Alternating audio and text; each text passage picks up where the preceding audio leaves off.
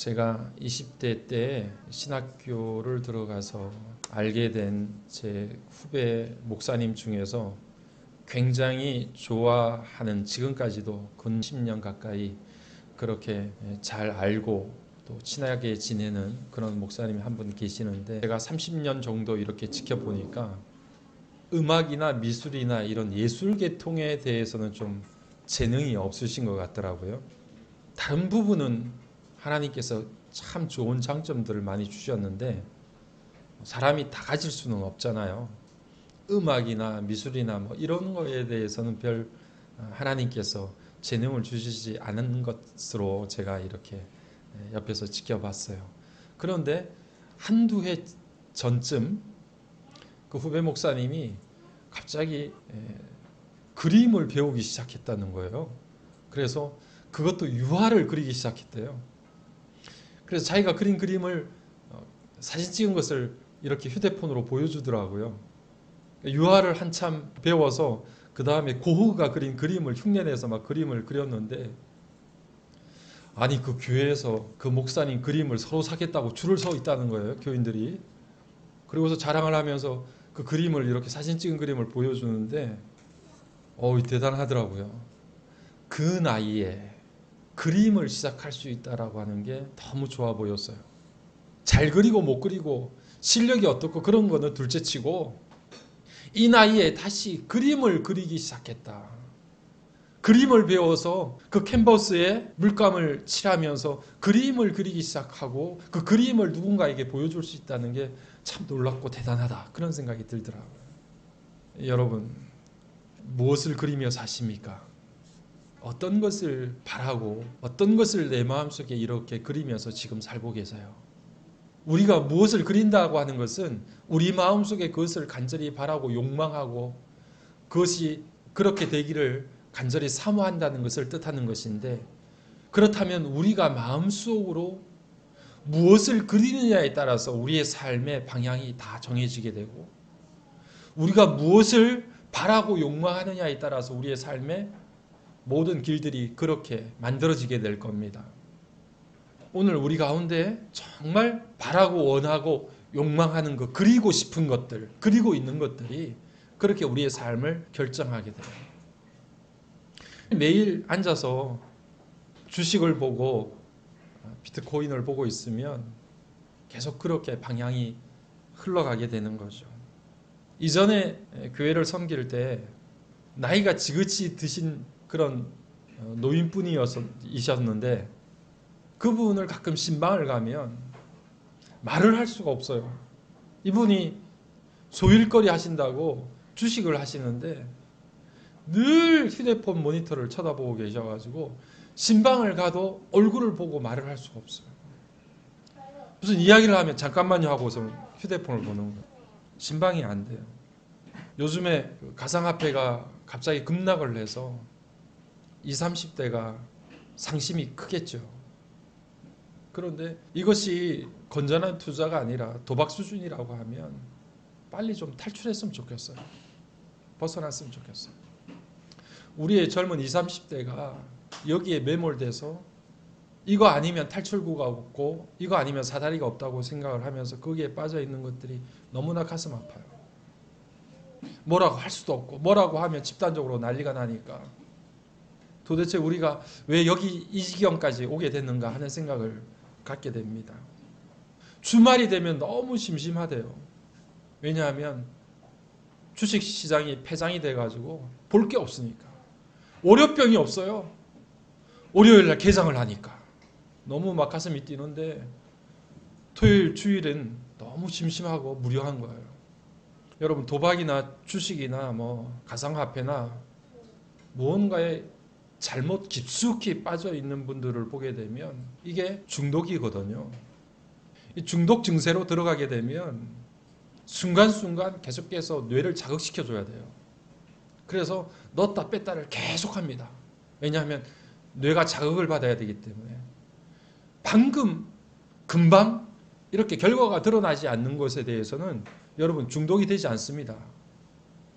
넣었다가 막 1년, 2년 지나도 아무 문제가 없는 건 중독이 아니에요.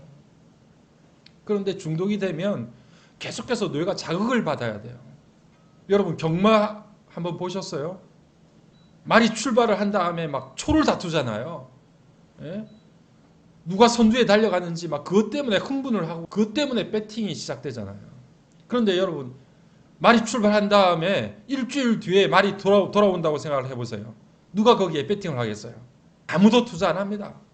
여러분 오늘 술을 마시는데 일주일 뒤쯤 술에 취해요. 그럼 누가 술을 먹겠어요? 아마 술 끊는 사람들 많을 거예요. 당장 우리의 뇌를 자극하고 당장 그 결과가 나타나고 그것이 우리 뇌에 자극을 줘야 이게 뭔가 흡수되고 받아들여지는 게 있는데 그게 안 되면 중독이 안 되는 거예요. 그러니까 중독 수준으로 간다는 것은 뭐냐 하면 계속해서 그 결과를 통해 가지고 뇌가 자극을 받는 거예요. 그 정도 가면 중독이라고 봐야 돼요. 이런 중독 수준에 빠지면 여러분 주일날 예배드리고 하나님의 말씀을 읽고 말씀을 듣고 하는 것들이 별 의미가 없어요. 왜냐하면 뇌에 자극이 안 돼요. 기도해 봅시다. 하나님의 뜻이 무엇인지를 기다려 봅시다. 말씀이 우리들에게 어떤 길을 인도하는지 우리가 끝까지 인내하고 참고 기다립시다. 이런 말들이 무슨 의미가 있겠어요? 당장 1초 1분 그 안에 나에게 뇌에 자극을 줘서 뭔가가 터뜨려져야 되는데 그 결과가 금방금방 나타나야 되는데 그게 안 되면 신앙생활도 안 되는 거예요. 할 수가 없어요. 기다릴 수가 없어요. 하나님의 뜻이 무엇인지를 곰곰이 분별하고 그것을 깨달으려고 하는 시간들이 우리들에게 낭비처럼 여겨지는 거예요. 지난주에 우리 김 목사님이 물질에 대해서 설교 말씀을 잘 해주셨는데 물질의 주인이 하나님이심을 다시금 기억하고 우리가 물질이 아니라 사명을 쫓아가는 삶을 살아야 되지 않겠어요? 하나님께서 오늘 우리들에게 주신 일이 무엇인지 이 땅 위에서 나를 통해서 행하실 일이 무엇인지를 정말 그것을 찾아서 따라가게 되면 하나님께서 그 일을 하는 동안에 필요한 것들을 하나님이 채워주시지 않겠느냐 그 말씀 아니에요 여러분? 이런 이야기하면 요새 저희 자녀들도 마찬가지예요. 그런 이야기하면 아버지 말씀은 옳으신데요 사는 거는 그렇지 않습니다 이렇게 말하더라고요. 아주 미치겠어요. 아주 사명을 따라서 살아야 된다. 하나님이 분명 내가 이 땅 가운데서 해야 될 가치 있는 것들을 나를 통해서 이루시고자 하는 일들이 분명히 있다. 이것을 생각하고 나가다 보면 물질은 필요할 때 하나님께서 부어주신다. 이 믿음이 있어야 되는데 그게 현실과 맞지 않다는 거예요. 여러분 이 신앙을 바르게 정립하셔야 돼요. 지금이라도 정신을 차려야 돼요. 그렇지 않고서는 결국 우리의 인생이 파탄 지경에 이르게 되는 거예요. 물질 쫓아가다가 완전히 우리의 삶이 기초가 붕괴되는 것을 그때서야 느끼게 되는 거예요. 우리 뇌 안에는 여러 가지 많은 이미지로 그렇게 축적된 기억들이 있습니다. 무엇을 보거나 무엇을 느끼거나 해서 자극을 받게 되면 그 자극된 것들이 기억 프로그램에 하나씩 이미지로 입력이 되어 있어요. 그래서 여러분 오늘 우리가 예배드리기가 참 힘든 거예요. 왜냐하면 일주일 동안 우리가 세상 가운데에서 보았던 느꼈던 모든 것들이 수만 가지가 우리 머릿속에 지금 다 입력이 되어 있는 거예요. 이미지로. 그 많은 이미지들이 입력되어 있는데 그런 우리의 마음과 생각을 가지고 이 자리에 와서 예배드리면서 하나님의 이미지를 여기에 집어넣으려고 하니까 힘든 거예요. 여러분. 어려운 거예요. 어떤 분들은 그렇게 이야기해요. 알코올 중독이나 도박 중독 뭐 이런 것들보다 약물 중독보다 더 어려운 게 포르노 중독이라고 이야기해요. 왜냐하면 알코올이나 약물 같은 것은 이미지를 남기지는 않아요. 그런데 포르노 중독은 이미지를 남겨요. 쏟는 이미지들을 우리 마음속에 있는 그림 파일에 가득히 저장을 시켜요. 그 이미지들대로 우리가 살아가고 그것에 의해서 조종을 받을 수 있도록 그렇게 만들어 놓고 가는 거예요. 그러니까 사실 어떤 의미에서는 약물이나 뭐 알코올 이런 중독을 끊는 것보다 포르노 중독을 끊는 게 굉장히 더 힘들다고 이야기를 하더라고요. 우리의 영혼이 그렇게 많은 그림 파일로 저장이 되어 있어요. 가득 차 있어요. 하나님께서 인간을 만드실 때 우리를 어떻게 만드셨나요? 하나님의 형상대로 만드셨다고 창세기에 말씀하잖아요. 그 형상이라고 하는 게 단지 눈에 보이는 어떤 그런 것은 아니지만 하나님의 형상이라고 이야기했을 때는 하나님의 성품을 뜻하는 것이거든요. 하나님의 성품대로 우리를 그렇게 하나님의 속성대로 만들어 주신 것을 하나님의 형상이라고 말하는데, 어쨌든 영어 성경에서는 그것을 이미지라고 이야기합니다. 그러니까 우리를 하나님의 이미지대로 만들어 놓으신 거예요. 그런데 인간이 죄를 범하면서 하나님의 형상 이미지가 다 파괴되어진 거죠. 그래서 우리가 주님을 통해서 처음 하나님께서 만들어 주신 그 형상에 회복되는 게 오직 그리스도를 통해서 가능한 거예요. 그러니까 우리가 다시 생각해 보면 믿음 생활하는 거, 이 땅 가운데에서 우리가 신앙생활 한다는 건 다른 말로 해보면 바로 이미지 전쟁이에요. 우리 안에 어떤 이미지를 담아두고 우리가 그것을 우리 가운데 저장해서 그 저장된 그림처럼, 이미지처럼 우리가 살아갈 것인가 하는 것들이 늘 우리 일상 가운데 싸움으로 진행되고 있는 거예요. 오늘 말씀을 읽어보게 되면 지금 여호수아가 가나안 정복 전쟁을 거의 다 끝냈어요. 이미 요단 동편에는 르우벤이나 갓이나 므낫세 지파들, 이런 지파들에게 땅 분배도 이미 시작됐어요. 그런데 말씀을 읽어보니까 이미 분배를 받은 지파들 이외에 7지파가 아직 땅 분배를 받지를 못했어요. 그러니까 가나안 정복과 땅 분배가 완결되지 않은 거예요. 오늘 18장 말씀은 바로 그 지점에 있는 말씀이에요. 실로에다가 회막도 설치를 했습니다. 회막이라고 하는 것은 이스라엘 백성들이 40년 동안 광야 생활을 할 때 지어진 성전이 없잖아요. 그러니까 움직이는 성전을 만든 거예요. 텐트로, 천막으로. 그래서 거기서 하나님 앞에 제사를 드릴 수 있도록 이동하는 성전을 만들었는데 그게 회막이에요. 그런 회막을 이제 가나안 땅으로 들어오면서 실로라고 하는 지역에다가 회막을 설치하고 땅 분배도 시작되게 되었고, 그리고 오늘 가나안 땅에 들어왔던 우리 민족들은 사실 우리가 알고 보면 광야에서 태어난 2세대들이죠. 이미 출애굽해서 애굽에서부터 출발했던 세대들은 다 죽고 광야에서 태어난 이 세대들이 여호수아와 갈렙을 제외한 다른 세대들이 그렇게 오늘 이 가나안 땅에 들어와서 땅 분배를 지금 시작하게 된 거죠. 오늘 말씀을 이렇게 보니까 땅이 분배되어지는 과정 속에 있는데 아직 땅 분배가 끝나거나 완결된 것은 아니고, 그런 가운데 이스라엘 백성들이 그 긴 광야 시간들을 거쳐서 가나안 정복의 시간들을 지금 보내고 있는 거예요. 광야에서 태어난 2세대들이지만 그들의 부모님들을 통해서 우리가 애굽 땅에서, 이집트에서 어떻게 탈출을 하게 됐는지에 대한, 우리가 어떻게 유월절을 지키게 됐는지에 대한 이야기들을 얼마나 많이 들었겠어요. 히브리 민족을 보내지 않으려고 했던 그 바로의 그 완강했던 그 모습 가운데서 하나님께서 우리를 어떻게 탈출시켰는지에 대한 이야기들을 수도 없이 들었을 거 아니에요. 또 보았을 거 아니에요. 여러분, 광야에서의 일뿐만 아니라 그들이 가나안 땅을 넘어올 때 요단강이 갈라지는 것을 경험했습니다. 그리고 난공불락이었던 여리고성이, 그들이 7일 동안 그 여리고성을 돌 때 제사장들의 양강나팔 소리와 함께 그들이 소리치는 함성에 의해서 도저히 무너질 것 같지 않았던 여리고성이 무너지는 것을 경험했어요.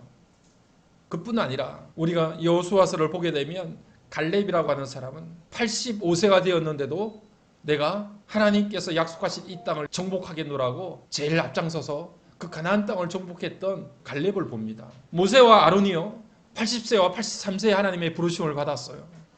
그렇게 노구의 몸을 이끌고 이스라엘 백성들을 이끌어냈고요. 그리고 마지막 가나안 땅을 분배하고 그 모든 일들을 성취했던 여호수아도 대략적으로 이야기하는 것이 90세가 정도가 되었어야 지금 이 사명을 받았다고 이야기해요. 그러니까 지금 가나안 땅에 들어온 이스라엘 백성들은요, 수도 없는 역사적 경험이 있어요. 흔히 말하는 식으로 산전수전 공중전까지 다 겪은 사람들이에요. 그렇게 40년의 광야 시간을 거쳐서 이 가나안 땅에 들어왔어요. 그리고 그 가나안 땅을 들어오면서도 쏟는 역사들을 경험했어요. 하나님께서 정말 살아계시고 약속의 땅을 우리에게 주시려고 하는 거구나, 그 약속이 이제 이루어지는구나 하는 것들을 실제적으로 체험한 사람들이에요. 40년 광야 세월과 함께 가나안 땅을 정복하는 시간이 7년이 걸렸어요. 그 안에 보았고 느꼈고 목격했던 일들이 너무 많아요. 그럼에도 불구하고 오늘 우리가 읽었던 본문 3절을 보면 여호수아가 이스라엘 백성들에게 이렇게 이야기합니다. 너희들의 조상 하나님 여호와께서 허락해 주신 땅을 정복하기를 어느 때까지 지체하려고 하느냐? 그 땅 정복하는 것을 지체하기를 어느 때까지 하려고 하느냐. 그렇게 다그치면서 오늘 여호수아가 이스라엘 백성들에게 이야기하는 그 내용이 오늘 본문 3절에 등장해요. 여러분, 그렇게 많은 일들을 경험하고 그렇게 하나님께서 가나안 땅까지 그들을 인도해 주신다라고 하는 약속된 말씀들을 실제적으로 체험하고 보고 느꼈던 이 민족이잖아요.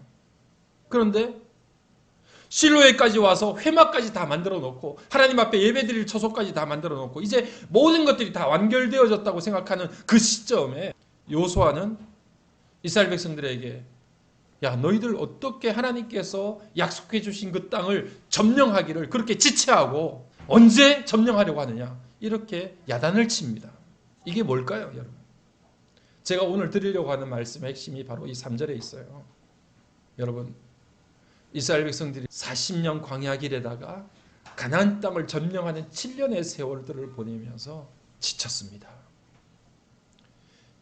어떻게 너희들 언제 그 땅을 점령하려고 지체하느냐라고 하는 이 지체라고 하는 말이 게을러진 거예요. 위축되어 있는 거예요.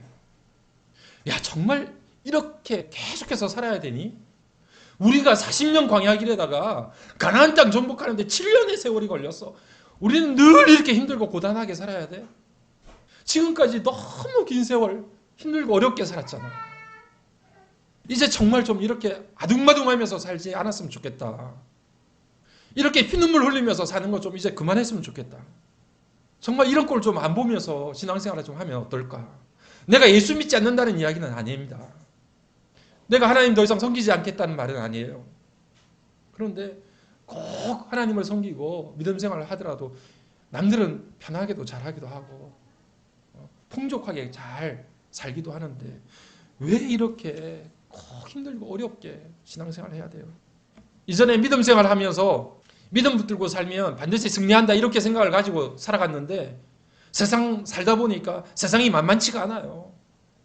믿음 가지고 신앙 가지고 생활하는 게 만만치가 않습니다. 마음이 위축돼요. 그게 바로 지체입니다. 여호수아가 이스라엘 백성들을 향해서 너희 조상 하나님 여호와께서 너희에게 약속하신 그 땅을 점령하기를 어느 때까지 지체하려고 하느냐, 그렇게 말씀하는 거예요. 지체는 다른 말로 하면 모든 것들이 지쳐있고 힘든 상태에 눌러앉은 모습을 나타내 보여주는 거예요. 그런데 이렇게 지쳐있는 어느 순간인가 나도 모르게 지체 증세가 슬슬 이렇게 다가와서 나를 그 자리에 이렇게 눌러앉게 만드는 이런 상황 가운데서 여호수아가 처방을 내려요. 무슨 처방을 내리느냐? 너희들 지파 가운데 3명씩 뽑아라. 대표자 3명씩을 뽑아. 그리고 아직 분배되지 않은 7지파가 얻어야 될 그 땅을 너희들 그 3명씩 뽑혀진 대표자들이 가서 그림을 그려가지고 와라. 이렇게 이야기합니다. 그림을 그려오라고 하는 이 이야기가 4절, 6절, 8절, 9절에 그렇게 기록되어 있는데 8절에 2번이 기록되어 있어서 총 5번 단어가 쓰여져요. 그려갖고 와. 너희가 분배받아야 될, 너희가 최종적으로 들어가야 될 그 땅에 대해서 그림을 그려가지고 와라. 그런데 그 그림을 그리는, 그 그리다라고 하는 말이 사실 우리가 이렇게 보이는 것을 그림으로 그리는 것, 물론 그것을 포함하지만 그 단어는 자세하게 명확하게 책에다 잘 기록하는 걸 이야기해요. 그러니까 여호수아는 이스라엘 백성들에게 너희들 지파 중에 3명씩을 뽑아서 너희가 들어가야 될 땅을 책에다가 자세하게 기록하고 그리고 해서 그것을 내게 가져오면 그것을 가지고 내가 제비를 뽑아서 아직 땅을 분배받지 못한 7지파에게 그 땅을 나눠주겠다, 분배하겠다, 그런 뜻을 이야기하는 거예요. 이 말씀들을 곰곰이 생각해 보니까 여러분, 우리가 그리기를 중단하면 지체 증세가 우리에게도 들어오겠구나 하는 생각이 들더라고요. 우리가 들어가야 될 최종적인 땅, 하나님께서 명령하신 그 최종적인 목적지에 대해서 우리가 자꾸 마음속에 그려보는, 하나님께서 우리에게 어떤 땅을 허락하셨지, 그 땅이 어떤 땅이지, 우리에게 오라고 하신 그 목적지가 어떤 곳인지 하는 것을 마음속으로 계속 끊임없이 그리고 또 그려야 되는데, 그것을 그리지 않는 순간에 어느 순간 나도 모르게 내 마음속에 지체 증세가 나타나기 시작하는 거예요. 내가 꼭 이렇게 살아야 돼? 이렇게 힘든 길을 가야 되는 거야? 신앙이라고 하는 게 늘 이렇게 긴장해야 돼? 좀 대충 이렇게 지나가면 안 될까? 세상이 만만치 않은데 하는 게으름과 위축된 증세들이 우리 가운데 계속해서 나타나기 시작합니다. 그래서 하나님께서 주시고자 하는 최종적인 목적지에 도착하기 전에 주저앉아 버리는 모습이 바로 오늘 본문에 나타난 이스라엘 백성들의 모습이었던 것까요. 그러니까 여호수아가 이 이스라엘 백성들을 향해서 야단을 쳐서 야, 목적지가 저긴데 여기서 지체증에 걸려가지고 주저앉으면 안 된다. 마지막까지 하나님께서 우리에게 허락해 주시고 약속해 주신 그 땅을 마음속에 그리는 것을 잊지 말아라. 그렇게 말하는 거예요. 우리 영혼 안에 마음속에 그림 그리는 거 잊지 않았으면 좋겠어요. 사람들이 이야기하기를요, 우리의 영혼은, 우리의 마음은 아까도 이야기했지만 많은 그림들이 걸려 있습니다. 우리의 마음은 갤러리와 같아요. 화랑에 가보면 그림들이 이렇게 많이 걸려 있는 것처럼 우리 마음에도 그림이 많이 걸려 있어요. 그런데 여러분, 그 그림이 창피하고 부끄러운 그림들이 다 걸려 있다고 생각해 보세요. 그 그림을, 화랑을 운영하는 사람이 그대로 놔두겠어요? 그림 빨리 교체합니다. 여러분, 우리 심령 가운데 어떤 그림들이 걸려 있는지, 영혼의 갤러리 안에 어떤 그림들이 이렇게 붙여져 있는지 다시 한번 보세요. 그리고 내 영혼의 그 화랑 안에 정말 하나님께서 나에게 가라고 하는 최종적인 목적지에 대한 그림들이 붙여져 있고 그려져 있는지를 다시금 확인하는 거예요. 이게 없으면 우리도 어느 순간인가 지체증에 걸려서 그 자리에서 앉아서 게을러지거나 위축되거나 주저앉고 마는 거예요. 이스라엘 백성들에게 여리고성을 계속해서 돌라고 그렇게 말씀하셨던 이유는 뭘까요? 하나님께서 이스라엘 백성들을 통해서 여리고를 돌면서 하나님께서 허락해 주신 그 땅에 대한 기억들을 계속해서 그려보는 거예요. 하나님 이 견고한 이 여리고성도 무너뜨리실 거야. 하나님께서 반드시 이 땅을 우리에게 허락해 주실 거야. 그런 그림들을 계속해서 그리는 거예요. 돌면서 그 약속의 땅에 대한 그림을 잊지 않는 거예요. 그림 그리는 것을 잊지 않는 거예요. 놓치지 않는 거예요. 여러분, 오늘 우리가 말씀 읽고 성경 읽고 하나님 앞에 예배드리고 하는 것들이 다 무엇입니까? 우리 마음속에 그림 그리는 것을 잊지 않는 거예요. 하나님께서 최종적으로 우리들에게 인도하시고 이끌어 주실 그 땅에 대한 기억들을 계속해서 거듭하는 거예요. 그것이 지겹다고 놓는 순간 우리에게도 지체병이 들어오는 거예요. 내 남편이 반드시 주께로 돌아오거나 주님께로 나오는 그림을 그리는 것을 놓으시면 안 돼요. 계속 그려야 돼요. 반드시 내 남편이 주님께로 돌아오고 반드시 주님 앞에 내 남편이 설 그날이 내 앞에 있다 하는 그림을 계속 그려야 돼요. 내 자녀들이 하나님 앞에 반드시 올바르게 서서 믿음의 아들, 딸들로 하나님 나라의 귀한 일꾼으로 사용되어져서 그렇게 살아가게 될 것이라고 하는 그 그림 그리는 것을 놓치면 안 돼요. 중단하면 안 됩니다. 그 그림을 계속 그려야 돼요. 하나님께서 우리 가정에 필요한 모든 것들을 충족하게 부어주시고 채워주실 것이라고 하는 것에 대한 그림 그리는 것을 놓치면 안 돼요. 계속 그려야 돼요. 우리 다빈 공동체가 이곳에서 젊은이들을 하나님 앞으로 인도할 수 있는 복음의 교두보를 반드시 확보하게 될 것이라고 하는 그 그림 그리는 일을 놓치면 안 돼요. 계속 그려야 돼요. 오늘 여호수아가 사람들을 보내서 그림 그리고 오라고 시킨 이유가 거기에 있는 거예요. 왜 그림 안 그리니? 그림 안 그리니까 너희들 그렇게 지체병에 걸린 거야. 계속 그려야 된다. 아무리 힘들고 어려워도 계속 그려야 돼. 하나님 반드시 그렇게 될 거죠. 반드시 그렇게 인도해 주실 거죠. 내 자신을, 우리 가정을, 하나님의 몸된 교회를, 공동체를 반드시 그렇게 만들어 주실 거죠 하고 우리가 최종적으로 가야 될 약속에 대한 그림을 계속해서 그려나가야 돼요.